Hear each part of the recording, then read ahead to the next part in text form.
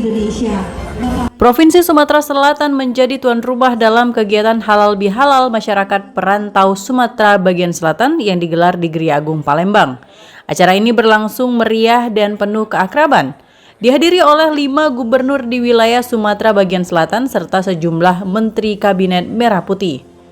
Kehadiran para tokoh nasional dan daerah ini menjadi sinyal kuatnya komitmen dalam membangun kolaborasi lintas wilayah.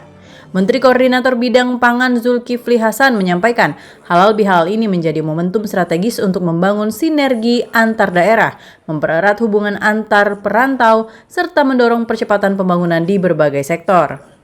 Menurutnya, kolaborasi antar daerah sangat penting untuk meningkatkan daya saing dan kesejahteraan masyarakat di wilayah Sumatera Bagian Selatan.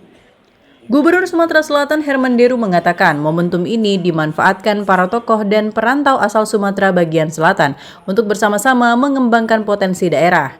Pengembangan tersebut meliputi berbagai sektor mulai dari sumber daya alam, sumber daya manusia hingga pembangunan infrastruktur tanpa mengesampingkan program prioritas pemerintah pusat. Mempererat ikatan batin Sumbaksel. Sekarang ini suatu kebutuhan, ya. Sumbaksel potensinya luar biasa, 5 provinsi, SDM-nya juga tersebar di mana-mana, kekayaan alamnya luar biasa, potensi besar, ya. Nah, ini perlu setelah ini kita tidak lanjuti untuk roadmap mempercepat pembangunan Sumbaksel, gitu, agar Sumbaksel ini kan punya peradaban yang paling tua, ya. Sriwijaya, ya. Yang masing-masing kita rekatkan sekali lagi agar pembangunannya bisa optimal, tentu pada akhirnya rakyat yang akan merasakan lebih baik, lebih maju, lebih bagus.